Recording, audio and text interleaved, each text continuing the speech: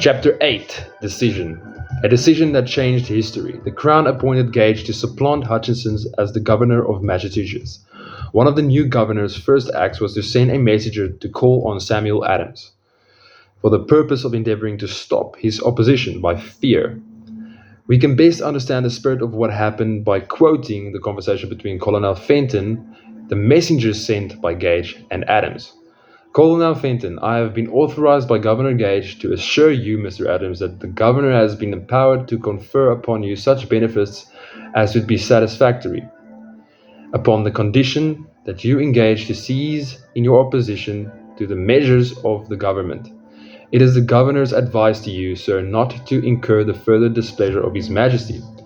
Your conduct has been such as makes you liable to penalties of an act of Henry VIII, by which persons can be sent to England for trial for treason or misprision of treason, at the discretion of a governor of a province. But by changing your political course, you will not only receive great personal advantages, but you will make your peace with the king. Samuel Adams had the choice of two decisions. He could seize his oppositions and receive personal bribes from him, or he could continue and run the risk of being hanged. Clearly, the time had come when Adams was forced to reach instantly a decision which could have cost his life. Adams insisted upon Colonel Fenton's word of honor that the colonel would deliver to the governor the answer exactly as Adams would give it to him. Adams' answer: Then you may tell Governor Gage that I trust I have long since made my peace with the King of Kings. No personal consideration shall induce me to abandon the righteous cause of my country. And tell Governor Gage it is the advice of Samuel Adams to him no longer to insult the feelings of an exasperated people. When Governor Gage received Adams' caustic reply, he flew into a rage and issued a proclamation which read: I do hereby, in His Majesty's name, offer and promise His most gracious pardon to all persons who shall forthwith lay down their arms and return to the duties of peaceful subjects, excepting only from the benefits of such pardon, Samuel Adams and John Hancock, whose offences are too flagitious a nature to admit to any other consideration but that of condign punishment. As one might say, a modern slang, Adams and Hancock were on the spot. The threat of the irate governor forced the two men to reach another decision equally as dangerous. They hurriedly called a secret meeting of their staunchest followers. After the meeting had been called to order, Adams locked the door, placed the key in his pocket, and informed all present that it was imperative that a congress of the colonists may be organized, and that no man should leave the room until the decision for such congress had been reached. Great excitement followed. Some weighed the possible consequences of such radicalism. Some expressed grave doubt to the wisdom of so definite a decision in defiance of the Crown.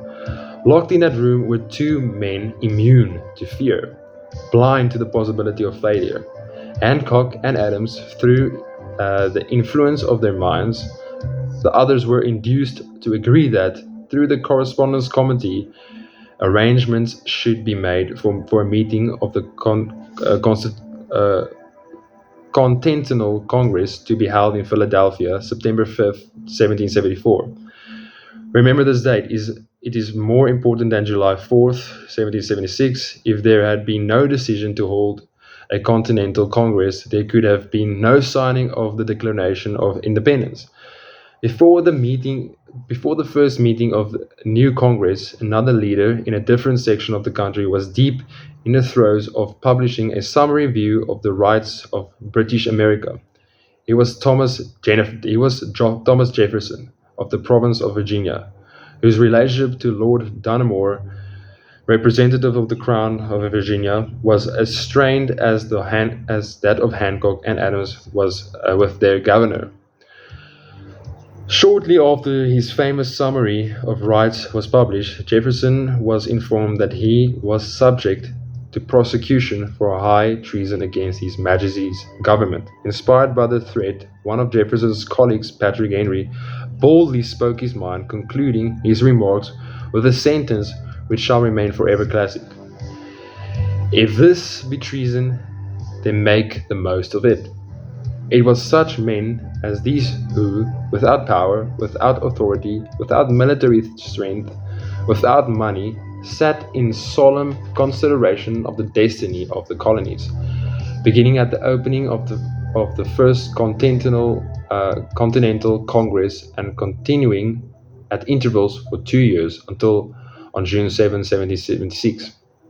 Richard Henry Lee arose, addressed the chair, and to the startled assembly made this motion: "Gentlemen, I make the motion that these united colonies are, and of right ought to be, free and independent states; that they be absolved from all allegiance to the British Crown; and that all political connection between them and the state of Great Britain is, and ought to be, totally dissolved."